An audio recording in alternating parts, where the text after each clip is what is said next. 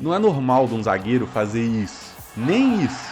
E também não é normal a seleção brasileira contra o Paraguai ficar nesse marasmo na saída de bola. Acho que vocês entenderam onde eu quero chegar, né? E hoje a seleção brasileira tem a oportunidade de ter um excelente zagueiro com imposição física, ótima capacidade de construir e um jogador jovem. O Murilo, ex-Corinthians do Nottingham Forest, de só 22 anos, é esse cara para a seleção.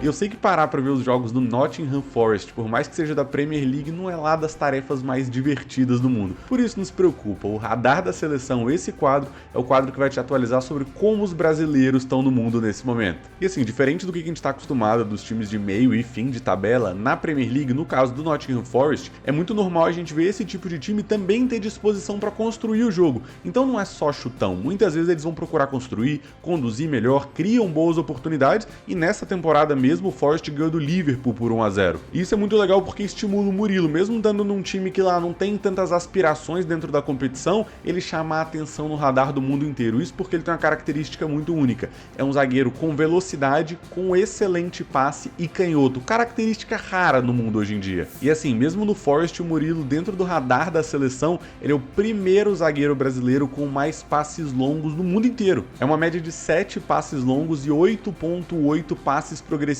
por jogo. Isso é coisa demais, cara. E se não bastasse, com a média de um drible por jogo, que pode parecer pouco, mas para um zagueiro é muita coisa, ele fica no top 3 de zagueiros brasileiros nas 5 grandes ligas europeias. E assim, antes da gente falar da qualidade de execução, da qualidade do passe, o meu ponto de partida é analisar principalmente a disposição e a coragem para criar essas oportunidades. Não é todo jogador e muito menos todo zagueiro que vai ter coragem de dominar, conduzir, arriscar passes, e é disso que a seleção tá precisando hoje em dia, né? E não adianta só circular, ficar rodando a bola na defesa como eu mostrei no outro vídeo. A seleção precisa de um jogador que busque a troca de corredor, aquelas diagonais longas, que procure bolas nas costas da defesa, inclusive como o Real Madrid faz muitas vezes para acionar o Mbappé, o Vinícius, o Rodrigo, e muitas vezes encontrar passes menos óbvios, passes que, como a gente diz, pulem uma casa, pulem um jogador para chegar no jogador mais distante e isso ajude o time a avançar no campo mais rapidamente. Eu vou confessar para vocês, o Murilo ele tem tudo isso mesmo só com 22 anos, e tem uma outra característica que me chama muita atenção. Ele na hora de dominar não é aquele zagueiro que domina com o corpo fechado, que domina e depois pensa no que ele vai fazer. Antes da bola chegar, perceba, o Murilo ele é o cara que ele já domina orientando a próxima ação. Se a pressão vem de um lado, ele domina tirando da pressão. Se tem espaço para conduzir, domina colocando a bola para frente para perder menos tempo. E pode parecer bobeira, mas é um segundo numa liga tão competitiva, com tanta pressão, que faz toda a diferença. E é isso que vai permitir ao Murilo dar o próximo salto na carreira. E toda essa característica de prever a próxima ação que a gente chama de domínio orientado. Você dominar já orientando o próximo passo. E para tirar qualquer desconfiança que você ainda tenha, se liga nesse lance. Ele recupera a posse, ele tira do primeiro marcador, ele dribla o segundo marcador e lança nas costas da defesa. Isso pro Gibbs White perder uma chance clara. E você pode falar, mas é o Nottingham Forest, mas esse jogo foi contra o Liverpool, tá bom? E ele é um zagueiro e ele tem 22 anos. Imagina o potencial disso na seleção brasileira. Mas por favor, também não vamos depositar todas as expectativas e todas as frustrações de seleção num jogador jovem de 22 anos. É um jogador que está sendo preparado para chegar nessa primeira prateleira. A gente tá falando de um cara que teve as oportunidades dele no Corinthians, com o Vanderlei Luxemburgo,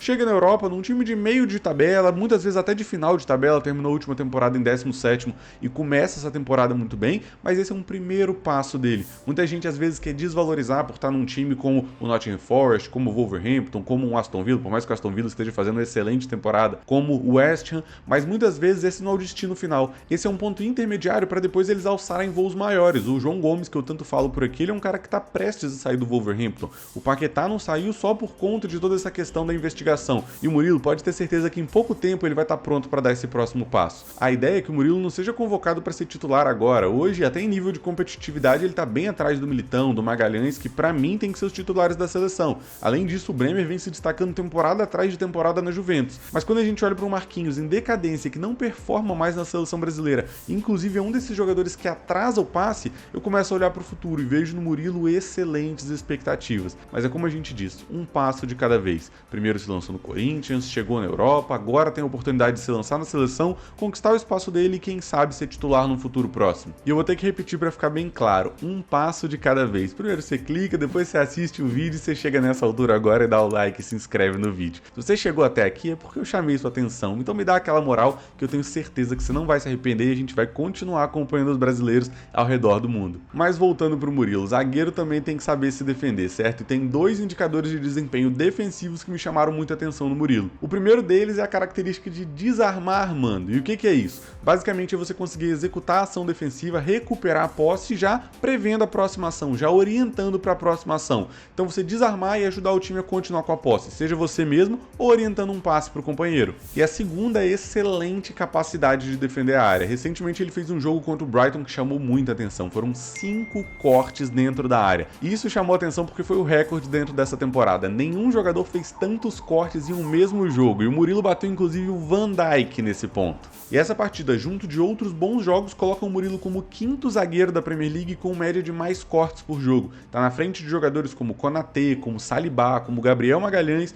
e como Rúben Dias, por exemplo. Além disso, pela imposição física, pela velocidade, chama atenção a qualidade do Murilo para algumas recuperações. Consegue, mesmo quando ele perde um duelo, ele conseguir avançar, acompanhar o marcador, recuperar e se recuperar orientando a próxima ação. Ou seja, ele cumpre o checklist do zagueiro moderno. Ele sabe não só se defender, mas ele tem velocidade para competir e muita qualidade para construir. Mas é claro, num jogador de 22 anos a gente também vai ver muitos pontos de melhoria, principalmente jogando num time como o Nottingham Forest, que a gente sabe que não vai ter grandes aspirações, e principalmente em jogos contra Liverpool, contra Arsenal, contra City, contra Chelsea, jogos em que ele vai ser mais pressionado e vai ter essa dificuldade. Muitas vezes a orientação do Nottingham Forest é se desfazer da bola. E aqui não é nenhuma característica do Murilo em si, mas muito pelo contexto em que ele está exigido, muitas vezes não vai permitir ele se desenvolver tanto em alguns outros indicadores. Além disso, muitas vezes é normal a gente ver o Forest ter menos posse do que o adversário. Hoje, em toda a Premier League, é o terceiro time com menor média de posse. Isso, obviamente, expõe menos o Murilo a contextos em que ele vai ter oportunidade de construir, por mais que ele já faça muito mais do que muito jogador que joga aqui no futebol brasileiro. Ou seja, ele ainda não está devidamente estimulado em alguns indicadores que eu acho que ele pode se desenvolver muito bem. E ter ele na seleção